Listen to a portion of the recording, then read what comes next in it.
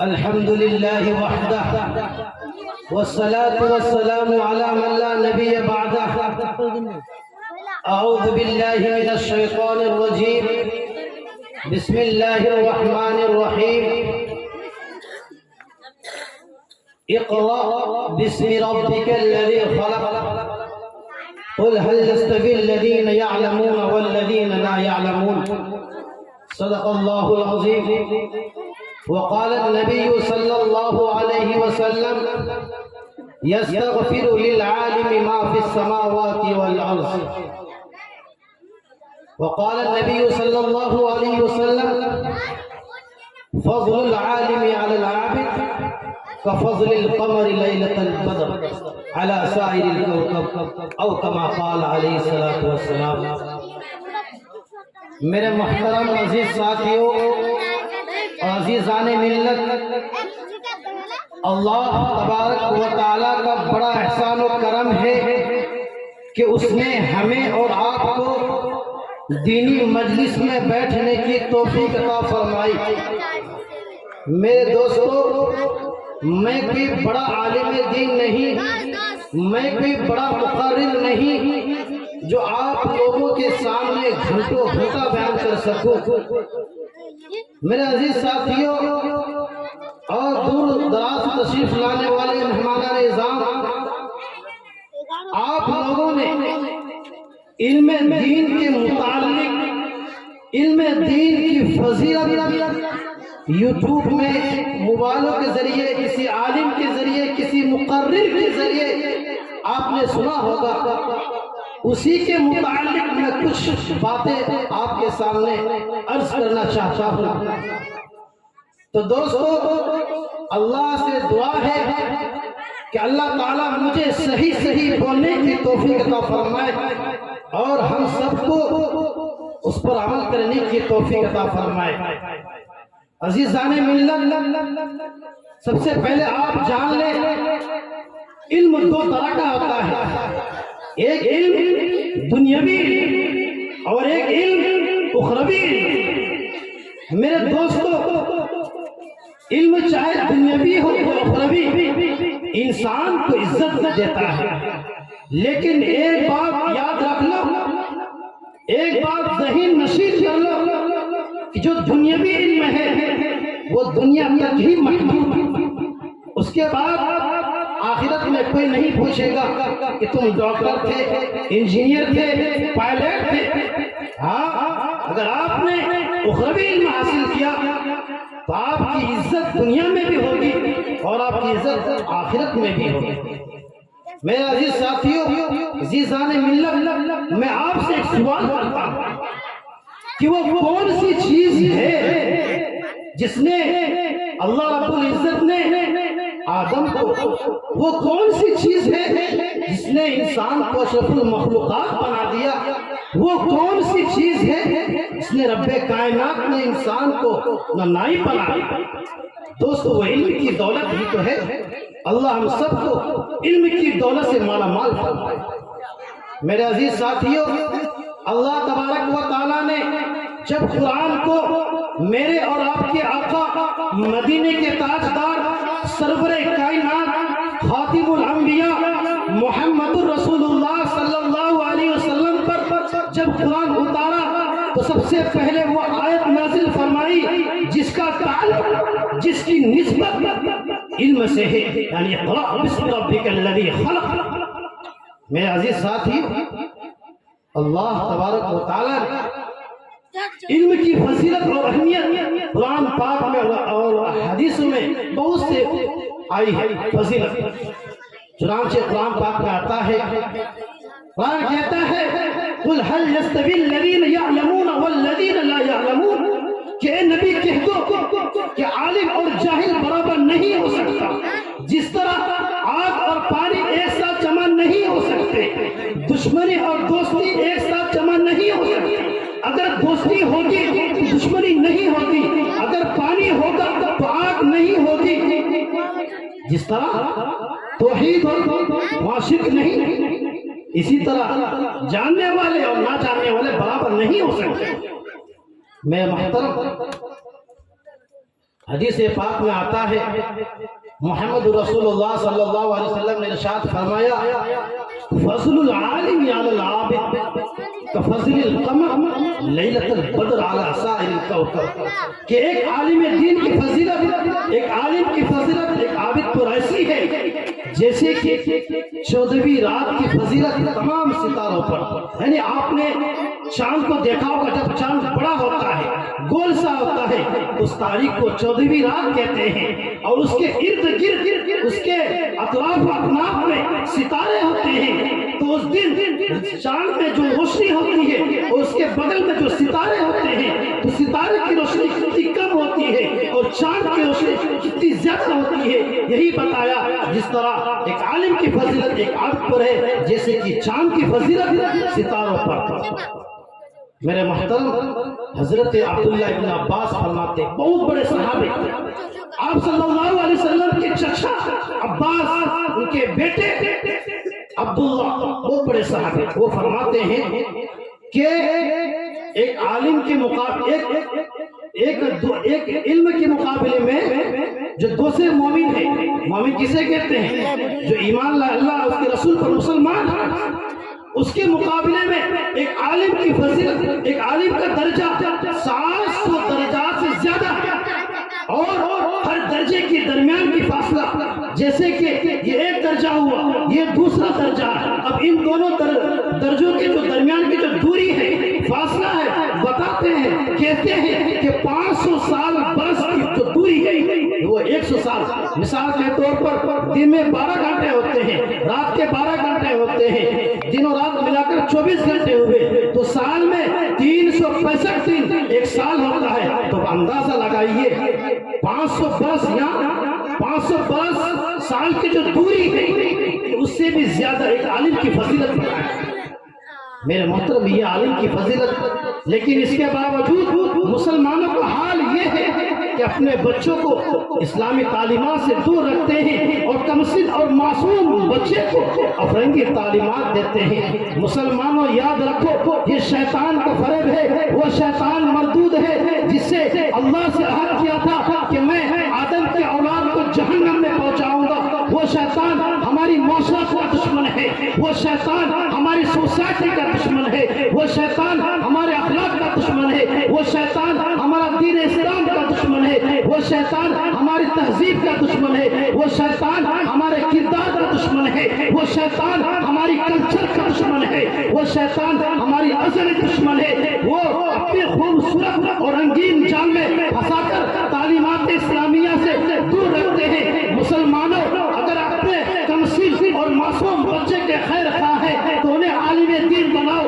حافظ قرآن بناؤ، کیونکہ اللہ کے رسول کا فرمان ہے یستغفر للعالم ما فی السماوات والارض، کہ دنیا کی تمام چیزیں، یہ چرند، یہ پرند، یہ درخت، یہ ستارے، یہ چاند، یہ آسمان اور زمین، یعنی دنیا کی جتنی چیزیں ہیں، یہ یہاں تک کہ سمندر کی مچھلیاں، چوٹیاں، فرشتے، جنات، یہ تمام کی تمام چیزیں ایک عالم کے لیے، ایک حافظ کے لیے مغفرت کی دعا کرتی ہے۔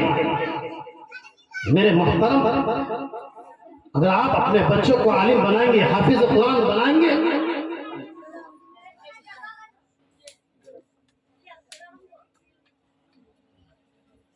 میرے محترم، اگر آپ اپنے بچوں کو عالم دین بنائیں گے، کل قیامت کے دن اس حافظ قرآن کو کہے گا کہ تو پڑھتا جا، جہاں تیری آخری آیت ہوگی وہی تیری آخری منزل ہوگی۔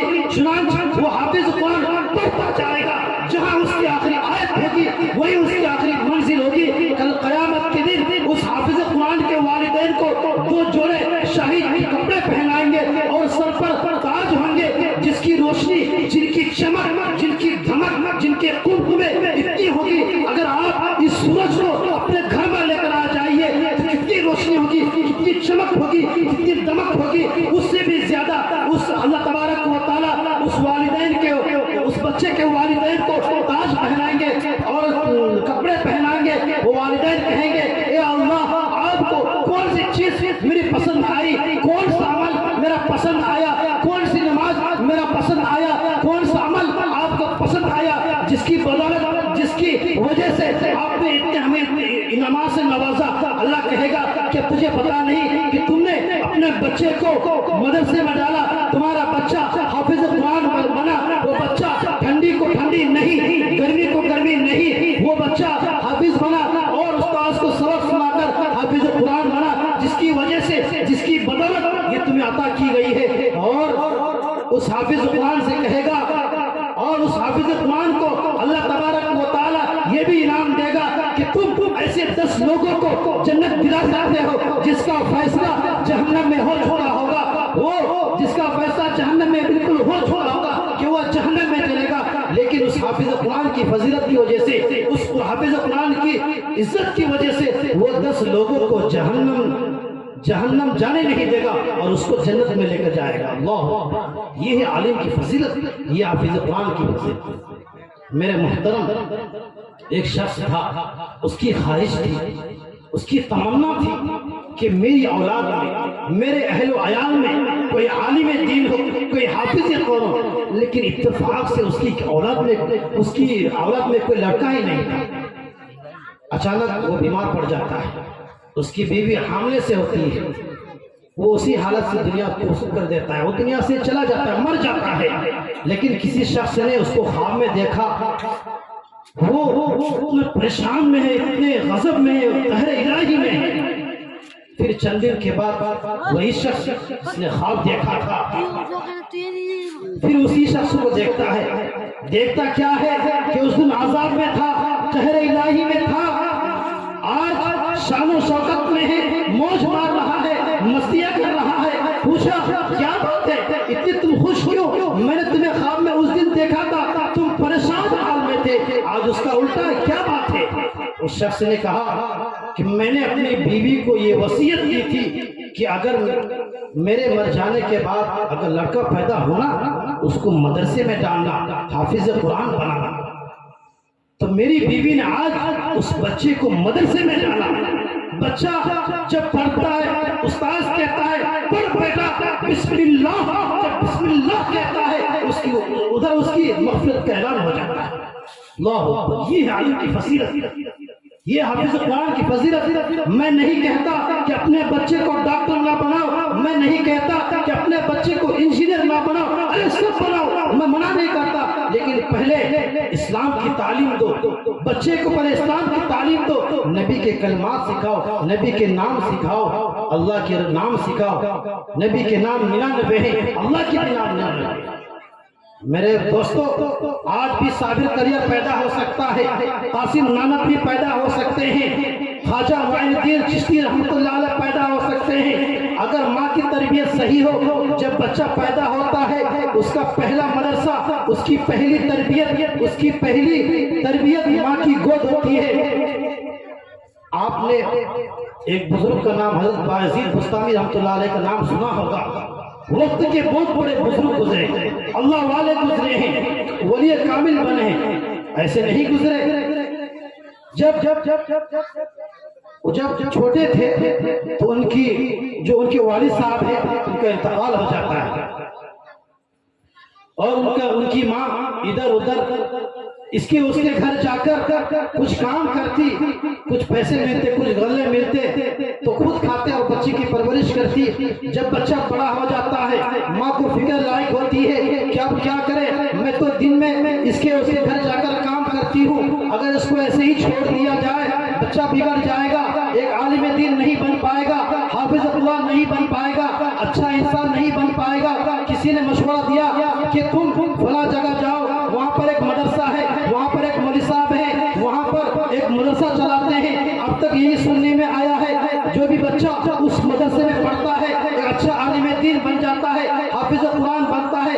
وہ ماں گھر آتی ہے، بچے کو نہلاتی ہے، دھلاتی ہے، اچھے کپڑے پہناتے ہیں، سرما لگاتے ہیں، عطر لگاتے ہیں، بچے کی ہاتھ پکڑتی ہے، کہتی ہے چلو بیٹا مدرسہ چلو، تمہیں مدرسے میں ڈالیں گے، ایک اچھا عالم دین بنائیں گے، حافظ قرآن بنائیں گے، ولی کامل بنائیں گے۔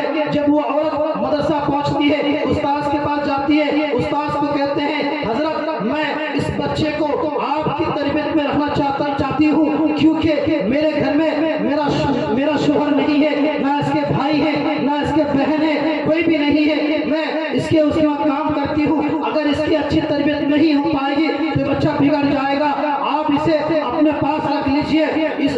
کو اس وقت تک چھٹی نہ دیجیے جب تک کہ یہ بچہ عالم دین نہ بن جائے، حافظ قرآن نہ بن جائے، ولی کامل نہ بن جائے۔ استاد دل میں سوچتے ہیں اس عورت کے اندر عجیب کیفیت ہے، اس عورت کے اندر عجیب جذبات ہے، کتنی قربانی ہے۔ میرے محترم، وہ ماں چلی جاتی ہے، استاد اس بچے کو پڑھاتے ہیں اور اس بچے کو ایک دن ماں کی یاد آتی ہے، استاد کے پاس جاتے ہیں کہ حضرت مجھے چھٹی دیجیے، مجھے میری ماں یاد آ رہی ہے۔ استاد سوچتے ہیں اگر اس کو چھٹی دیتا ہوں تو اس کی ماں کا جو دیا ہوا وعدہ ہے ٹوٹ جائے گا، اگر چھٹی نہ دوں تو بچے کا دل ٹوٹ جائے گا، اب کیا کروں؟ استاد کو ایک بات سمجھ میں آتی ہے، استاد یہ سوچتے ہیں کہ اس کو بہت زیادہ سبق دوں گا جو کہ یاد نہیں کر پائے گا۔ بچہ آتا ہے، استاد کہتے ہیں کہ تم اگر کل اتنا سبق سنا دو گے تو تمہیں چھٹی ملے گی۔ جب بچہ اپنا کمرہ جاتا ہے دیکھتا کیا ہے کہ سبق بہت زیادہ ہے، جو روزانہ ایک صفحہ جو سنایا جاتا تھا آج اس کا کئی گنا زیادہ ہے، ایک ہفتے کی سبق ہے۔ بچہ سمجھ جاتا ہے کہ استاد کو چھٹی دینے کا من نہیں ہے۔ اس کے بعد وہ بچہ کتاب کو بند کرتا ہے، ننھا منھا سا ہاتھ اٹھاتا ہے اور اللہ سے گر گڑا کر یہ دعائیں مانگتا ہے، اے اللہ تو ہر چیز پر قادر ہے۔ قرآن کہتا ہے ان اللہ علی کل شیء قدیر، کہ آپ ہر چیز پر قادر ہیں۔ یہ چاند، یہ ستارے، یہ زمین، یہ آسمان، ہر چیز آپ کی قدرت، آپ کے تابع ہے۔ کیا مجھے اتنا سا سبق یاد نہیں ہو سکتا؟ اس بچے کی دعا قبول ہو جاتی ہے، وہ بچہ جاتا ہے استاد کے پاس، استاد کو سبق سناتا ہے، نہ اٹک نہ غلطی کچھ نہیں۔ استاد سمجھ جاتا ہے کہ اس کے ساتھ کچھ اور ہی معاملہ ہے۔ استاد کہتے ہیں کہ جا بیٹا گھر جا، لیکن کل جلدی آنا، اور کل جلدی آنا۔ بچہ گھر جاتا ہے ہنستا ہوا، کھیلتا ہوا، کچھ گنگناتا ہوا، وہ دل میں یہ سوچتا ہے کہ میں ماں سے ایسے باتیں کروں گا، ویسے باتیں کروں گا، ماں کے گلے لگوں گا، ماں کے بوسہ چوموں گا۔ جب بچہ گھر آتا ہے آواز لگاتا ہے، دروازہ کھٹکھٹاتا ہے، اندر سے آواز آتی ہے من دخل الباب، کس نے دروازہ کھٹکھٹایا؟ آواز دیتے ہیں بایزید۔ ماں کو بہت فکر ملاق ہوتی ہے کہ اگر اس بچے کو اس کے ساتھ نرمی سے بات کروں، اگر اس بچے کو اندر داخل کر دوں تو اس کی تربیت صحیح نہیں ہو پائے گی۔ ماں کا انداز بدل گیا، ماں کہتی ہے کون بایزید ہے؟ میرا بایزید تو اس وقت آئے گا جب تک کہ حافظ نہ بن جائے، جب تک کہ عالم نہ بن جائے، جب تک کہ ولی کامل نہ بن جائے۔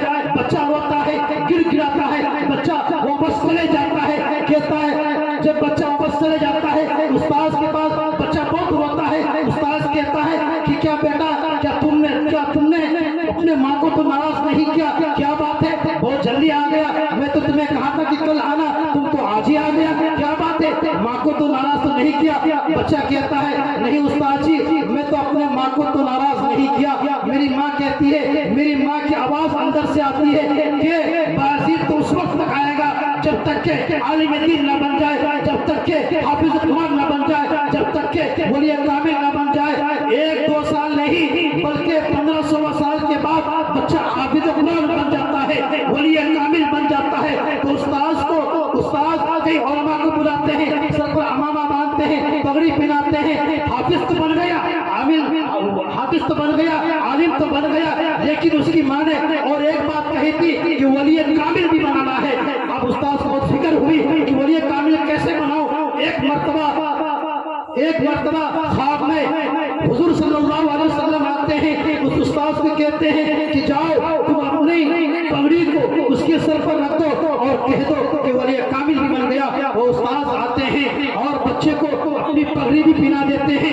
استاد کہتے ہیں کہ جا بیٹا گھر جا، تو حافظ بھی بن گیا، عالم بھی بن گیا اور ولی کامل بھی بن گیا۔